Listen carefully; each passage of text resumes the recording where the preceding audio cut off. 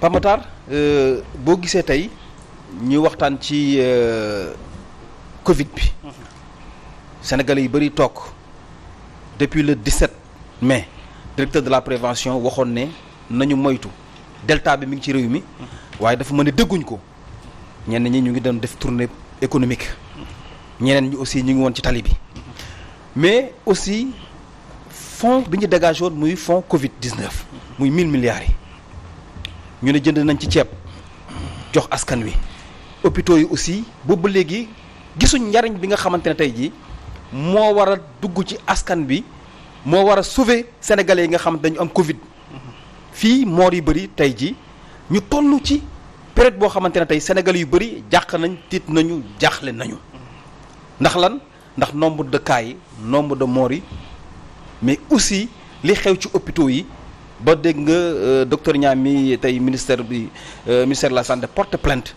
ci li mu wax ci njaayum oxygène beeg yooyu mais sama laaj bu njëkk mooy fonds Covid 19 ba 1000 milliards yooyu ak fi réew mi toll te ba léegi xamuñ fu mu jaar lan nga ci xalaat. waaw d'abord damay njëkk ñaawlu le fait que tey jii ministre de la santé di am temps bay naan dafay porter plainte benn docteur boo xamante ni tey jii bu ñu doon xool en terme de kan moo ñu ëppal njëriñ kan moo ñu ëppal solos dañuy jël ki nga xamante ne mooy docteur Niang parce que tey ñaata vie la jot a sauvé ci xarañteem ak ci liggéeyam donc je crois que ni bu jëlee ay kaddu jëbal ko kaddu yooyu noonu yaakaar naan mi ngi ko doon am ci première vague bi ba tey mu doon xamal ni am na ci ay sénégalais ñoo xamante ni dañuy jël matériel yi nga xamante ni dañu waroon dem ci l'hôpital yeeg yooyu di ko détourner di ko jaay di si enrichir mu tuddee woon ko Covid business mais loolu tey ba mu koy wax yaakaar naa ne bu ñu nekkoon ci réew bu responsable procureur bi dafay def li nga xamante ne mooy information judiciaire te duñ si lijjanti ay plainte duñ si xool lenn mais aussi dañuy y a aussi à se poser des questions sur vraiment lan mooy rôle parquet ci dëkk bi parce que tey jii procureur bi lu dul saaga nañu Macky Sall du ko dégg accusation lu mu graaw moom du si intéressé wu tant que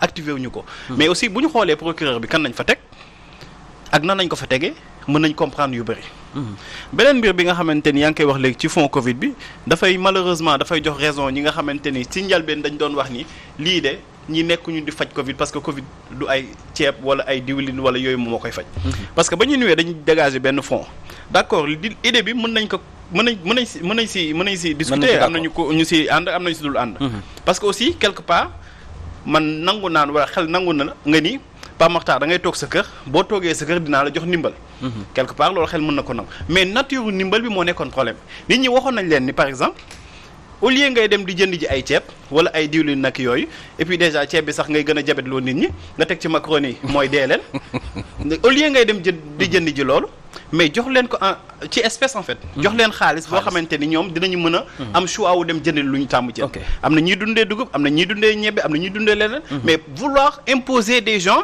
ceeb ak macaroni ay pâtes en fait nañ leen doon imposer ba sax ministre bi nga xamante ni moom lañ dénkoon loolu mu ni am na ceeb am na macaroni am na meew mën nañ ko sombi naan ko moom yeneen na sénégalais yi sombi te njabootam duñ naan sombi c'est grave voilà léegi sénégalais yi jugoon ni ko ni état bi li ngeen di def de vraiment bu nekkee ni ngeen ko bëgg defee dina doy waar première mesure bu ñu si njëkk teg mooy jël ki nga xamante ne mooy Diop si ñu xamee woon ko ci transporter ay ordures ay mbalit ñu jox ko ceeb bi ni ko yow yaa ko gagné yaay jël marché ceeb bi yow yaa war a transporter ceeb bi ci Sénégal les gens commencé à se poser des questions jël ki nga xamante ni dañ ko xamee si jaay chandise jox ko ni ko moom moo gagné marché li nga xamante ni moom mooy ceeb beeg yooyu noonu suukar si il a fallu que ministre bi mujj sax di menacer ñu mu joxoon fournisseurs yi nga xamante ni dañ taxoon soumissionné wu di leen menacer pour ñooñu mujj ko fournir xaw ma sax na nga su yegsi na wala yegsiwul ak diwlin bi donc pour dire que ni problème yooyu yëpp sénégalais yu bëri dañ ko teeloon gis ci départ parce que dañu ni woon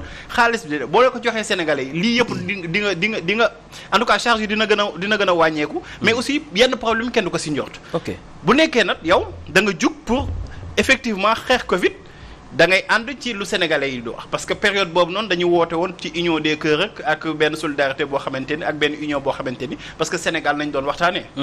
mais malheureusement bu nit ñi di wax ñoom dañuy xool nan nañ la catégoriser boo waxee lii ñun la non yow fii nga far ak yii ak mais tey jii ñooñu ñëpp dañu am dëgg bu ñu déggee ci ay xibaar ñu ñuy xamal ni am na par exemple ku jëndee moto tricycle yi mooy yu sama mbokk pël Fouta yi di dawal ci tali bi. waaw à 51 virgule xaw ma ñaata milliards. c'est grave. millions. benn tricycle 50 et quelques millions. doy na waar. c'est-à-dire gis nga dafa am ay mbir yoo xamante ne vraiment sénégalais yi bañ ko gisee dañu am ay mbir yu leen jaaxal. ay support de communication 40 et quelques millions. yan support la te di fàttali ni période boobu mi ngi ma fekkoon biir Sen TV. D-Média dafa jëloon support am yëpp mettre à la disposition du ministère. te xam naa ne nu ko D-Média defee woon. noonu la ko Walfadjri defee woon noonu la ko GFM defee woon noonu la ko ñeneen ñi defee woon. waaye léegi yow support communication ban nga soxlaati bu nekkee télé yi nee nañ la booy def sa annonce gratuit la. bu nekkee rajo yi nee nañ la booy def sa annonce gratuit la bu nekkee ñoom ñi nga xam ne dañuy def quotidien nee nañ la booy dugal sax sa annonce gratuit la. lan ngay fay ak foo koy fay. donc autant de choses yoo xamante ni tey jii dañu ñëw di conforter ñu taxawoon di naan ñii boobu moytul seen business nañu lijjanti parce que aussi Sénégal yi tàmmal nañu bu ñuy nuwee problème am na au lieu ñu jël xaalis bi nga xamante ni pour régler problème bi xaalis bi dañu koy jël détourné ko te malheureusement loolu nañ fi gisaat moo tax ba tey jii bañ leen nuwee sax nañ leen def li nga xamante ne mooy compte rendu ak bilan yi il a fallu que ñaata année après ñaata mois après. ci loo xamante ne ay factures c'est-à-dire gis nga bu ñu du ma ni fontoo sax mais bu ñu jàppee sénégalais ay xale jënd naa loo jënd mi ngi nii facture bi à temps réel dafa war a disponible.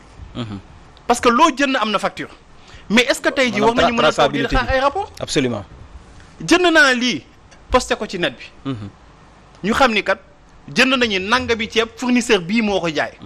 lii dañ ko jëndee encore que sax dafay poser problème si ñoo xamante ni dañ doon taxaw di naan autosuffisance en riz ñoom ñooy dem di wëlbati ko di jënd jiwaat ci c'est-à-dire autant de questions autant d'incohérences autant de choses yoo xamante ni sénégalais yi dañuy wëlbati ko woon ni kat vraiment lii de waroon na tax ba président Macky Sall amaat benn xar kanam ci kanam sénégalais yi parce que bu réussir woon boobaa dañuy fàtte politique am bu mu fi mujjee def yëpp dañuy fàtte en fait problème yi nga xamante ni am na ci réew mi yëpp dañ koy fàtte dañuy fàttaliku benn mbir te loolu la ñuy jàpp mooy ba ñu nekkee di dund crise sanitaire président bi taxaw na taxawaay bi wax mais malheureusement boo nuwee crise sanitaire lan ngay wax hôpital demal ci l'hôpital yi foofu doguma la mais waxoon nañ yëkkat nañ 112 milliards dugal ko ci hôpitaux yi xam nga lu ci gën a doy waar tey jii nii nee nañ hôpital yi dañoo fees ba ñuy xalaataat ay hangar di ko ubbi pour maladie di fa dem di fa faju ci te 3 avril 2020 président Macky Sall ba muy jàkkaarloo Sénégalais yi dafa ni woon dañuy changer waat ordre des priorités Sénégalais yu bëri tàccu ñu ne président de peut-être mi ngi doogaay comprendre ko Sénégalais yi doon wax ordre des priorités moo nekkoon tey jii boo koy changer doo jël 156 milliards di ko def ci stade olympique te yow tey jii ba tey amoo ay lal hôpital yu mat ñu lay wax ay waxu 200 nga xamante ne waxuma la ville de quartier sax boo fa tegee 200 lii problème la waxuma laa na réew boo xamante ne mi ngi dem ci ay 17 millions d'habitants. c'est grave. xam nga tey. buñ ñu ni woon fond Covid bi fexe na ba relever plateau médical bu existé fexe na tey jii ba valoriser. ñi nga xamante ni ñoom ñoo nekkoon au front te dégg naa 440 xaw ma ñaata personnes ñàkk nañ seen bakkan te nekkoon ay médecins wala ñi nga xamante dañuy liggéey ci wàllum santé. parce que ñoom nañ gënoon exposé. bëri na ci agent de santé yoo xamante ne ba fii ñooy toll nii ñu ngi ci hôpitaux yu tëdd ñoom ils sont contaminés am na ñu ci ñàkk seen bakkan. plus de 400. ministre kii moo ko wax docteur Xemes. alors am na ñoo xamante ne ba tey ñu ngi xaar aussi seen motivation. ok ñu nekk ci ay conditions yu doy waar. donc man je pense que ni bu nekkoon loolu réglé woon nañ ko fexe ba tey Sénégal ñu jàngoon ci suñu erreur laata Covid bi di ñëw. première vague bi nekkoon benn prétexte pour ñu mën a xoolaat fan la ñuy sànni suñu xaalis. bu nekkoon loolu tey jii du ñu toog di waxu troisième vague boo xamante ni daf ñuy causer autant de problèmes ba ñuy naan tey nit ñi dañ leen di obligé di leen xalaata dugalaat ci ay mbaar ak ci ay bâche. parce que hôpital yi fees nañu. ok di jëlaat di réquisitionner ay yenn bërëb te fan la ñu jëm seen stade olympique yi ñuy wax seen olympique xaw ma te stade yi ñuy defar. yëpp après fu boo moytu ay lieux d'hospitalisation lay mujjee. autant nag investir directement ci li nga xamante ni ci nañ ñaan kay Covid bi yem fi kay bu ñu ñaan occupé hôpitaux yi non ñaan d'accord ñaan mën na nekk mais objectivement booy xool ci chiffres yi ak nga xool ci li nga xamante ni test yi ñuy def te déjà ñoom testé wuñu kenn ay 2000 du test bu ñu doon testé sénégalais di def ay tests volontaires ak test de masse dinañu retrouver avec plus de 10 000 cas par jour. ok jërëjëf dinaa dikkaat ci yow ma ñëw ci Adama dégg nga li Pape Matar wax mais juste ci fonds Covid bi jotoon nañ fi jàll ci maanaam jaar-jaar bu njëkk bu Covid bi ñu gis ni jël nañu 1000 milliards dugal ko ci askan wi mais 1000 milliards yooyu dafa mën ni tey jii fi mu jaar askan wi xamuñu ko ceeb la ñu dégg comme ni ko Pape Matar waxee ak yeneen yi donte askan wi soxla woon nañ ko loolu ak 112 milliards yu ñu dugal ci plateau technique gu Sénégal ci au niveau sanitaire mais gisuñu tey jii ban apport te 1000 milliards du caaxaan ak fan lañ ko mën a dugal ak yow naka nga gis nga ne est-ce que am na traçabilité. merci Mass. damay kontaan aussi ci laaj ci question bi mais balaa ma ciy tontu rek. damay andi ay précisions yu ndaw. parce que aussi ci ba muy doog a wax dafa ne chantier yi gas nañ Dakaaru suñu gasaloon Dakaaru ñu taxaw ne Macky Sall def fi dara. heureusement chantier am na donc ça veut dire que il est en train de faire des réalisations macha allah moom. parce que sooy gas réew mooy réalisation am na donc su réalisation amuloon dinañ ko dégg fii mu toog ne réalisation donc deful dara amul dara lu mu réaliser donc loolu macha allah moom macha allah le président de la République Macky Sall. mooy benn deuxième chose ñu andiwaat ay précisions. ñu andiwaat jàngalekat la kay. du ma la dog du ma la bàyyi ma rek su ma paree après parce que boobu ñëwee réalisation mooy lu ñuy gas moom. non dama ne si jàngalekat dama ne suñu gasee réew c'est parce que ñu ngi réaliser ay mbir. ñu ngi suñu réaliser wul ay mbir kenn du gas réew. suñu gasuloon suñu bëgguloon defar fii pont au niveau de Liberté 6 kenn du ko gas quoi. suñu doon loon defar BRT au niveau de Liberté 6 kenn du ko gas quoi n'est-ce pas. donc su chantier yi paree rek dinañ xam ne dinañ ko liggéey donc su chantier omelette la ñuy defar. il faut ñu toj net. ok donc ça veut dire que ñu ngi toj neen pour defar omelette. incha allahu rabbi suñ ko defuloon fii la ñuy toog condamné ne defuñu fi dara embouteillage yaa ngi ñëw. ok mooy première précision bi. deuxième précision bi mooy fonds Covid.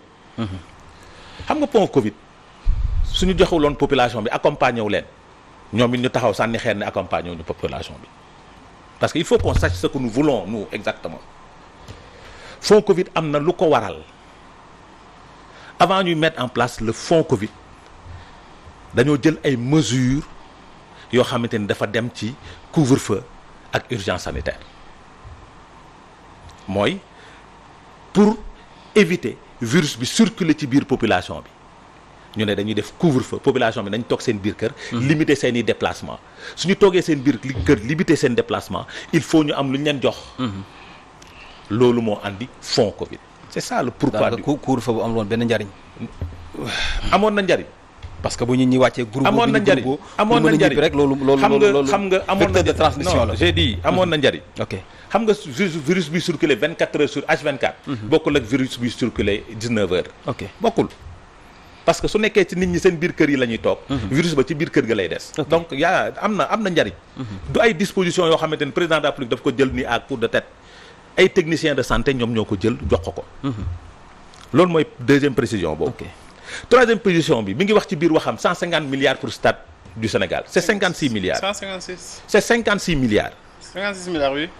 stade bi 56 milliards mooy coût bi. 56 milliards waaw. du 156 milliards. précision bu may jox 56 la milliards, oui. est-ce que le Sénégal mérite un stade de ce niveau oui ou non mooy question bi. parce que fii lañ fa nar a dem football suñu stade kenn du ko homologué. waaw wala déet. ñu ne dañuy defar stade bu am dimension yi am norme internationale ñu ne noo dañ ci jël def ci 156 milliards te 56 milliards lañ ci def Sénégal mérite na loolu. mooy beneen précision boobu. beneen bi mooy marché tricycle yi du benn tricycle mooy jar 51 et quelques milliards. c'est le marché des tricycles c'est beaucoup de tricycles moom la ñu jënd auteur boobu. 51 milliards. déedéet nañu wax ñaata la 51 millions. nekkuma fi nag. non nañu wax ñaata. non nañu wax ñaata la non boo ma ñëwee du benn da nga may naan ñaata la. du benn tricycle. waaw léegi wax ma ñaata la. du benn tricycle wax ma ñaata la. non dama ne. wax ma ñaata la Adama ñu avancé. le tricycle dépasse les 1000 tricycles. dépassé na 1000 yi. Adama bay caaxaan wax ma ñaata la. non Pape Matar déglu baax li ma la wax dama ne li may wax. lu leer la soo paree nga dem mën a ji sa enquête. non au niveau du ministère déglu rek. ok léegi benn tricycle c'est-à-dire am na dafa am loo xamante ni masse. d'accord xel da koy nangu quoi. xel mënu ko nangu mais li intéresse Sénégalais sax du tricycle yooyu nañ ñëw ci. non ay précision laay andi. ok waaw ñëwal ci tontu bi waaw ñëwal ci fond Covid bi. non dama ne ay précision damay leeral askan bi. ok pour mu leer li may wax. dama koy andi. maintenant il nous revient pour dire da ngay jënd facture def ko ci net bi. Un État ne fonctionne pas comme ça, Pape Matar. Comment ça? Non loolu nga ñu wax. Comment ça? nañu jël suñu defee commande bi nañ ko def ci net bi. Ça ne fonctionne pas comme ça. Nan lay fonctionner? nee na rapport bi dañoo jël le temps nécessaire pour le faire, c'est normal parce que on parle de rapport de la gestion de la Covid. Du fond, ça doit prendre le temps nécessaire. Rapport booy déposé de 300 et quelques pages, ça doit prendre le temps nécessaire. ok Maintenant suñu bëggoon am information yëpp dañuy dem jël rapport bi lire ko su boobaa dañ am information yi par rapport à ce fonds pour répondre à ta question. N'est-ce pas? absolument yaa ko wax de. population bi soxla woon na ndimbal boobu. fonds Covid bi yemuloon ci ndimbal bi rek ci dund bi ci lekk beeg naan bi artistes yi jot nañ seen wàll yeneen corps de métier yi jot nañ seen wàll presse bi jot na am na ci ñu jot seen wàll donte am na ñoo xamante ne des voix se sont levées pour wax ne distribution bi demewul yoon jaarewul yoon n'est-ce pas. dégg nañ fi coow moto Jakarta maan yi fonds bi yemul dong ci lekk ak naan. dem na ci ay acteurs yoo xamante ni dañ doon def ay activités fonds bi feebar bi tere leen.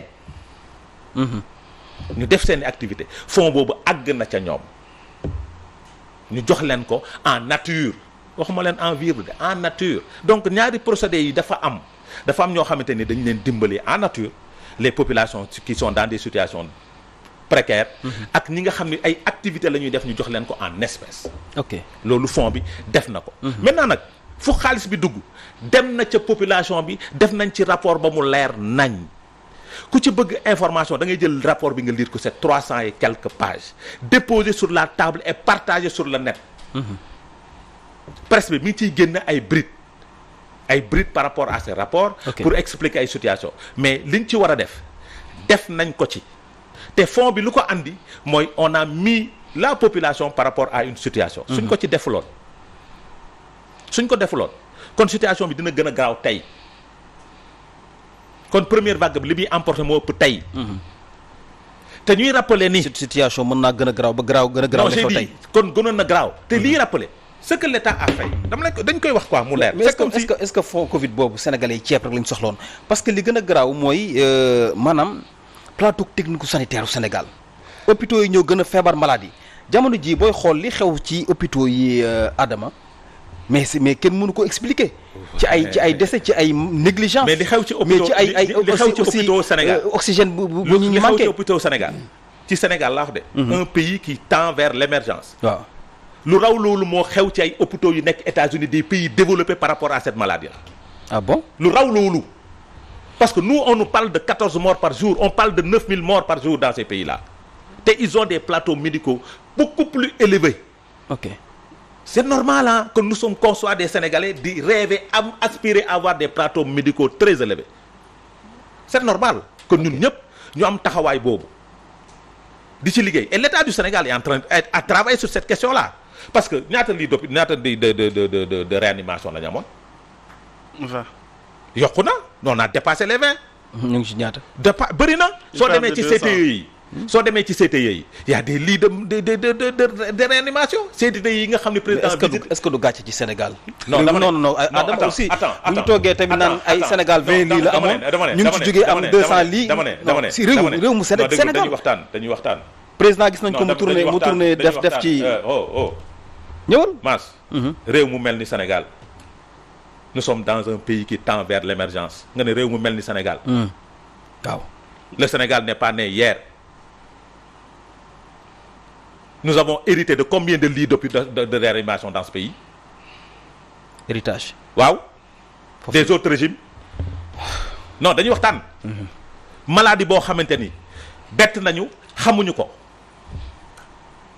mu ñëw dal ci kaw àdduna État du Sénégal jël ci ay mesures ba combattre ko dem uti vaccin andi dégg nañ fi sax koo xam ne dañu ne dafa waxoon ne dañuy wër di yalwaan vaccin ku bëgg sa réew nag mooy wër di yalwaan vaccin pour sauver sa réew.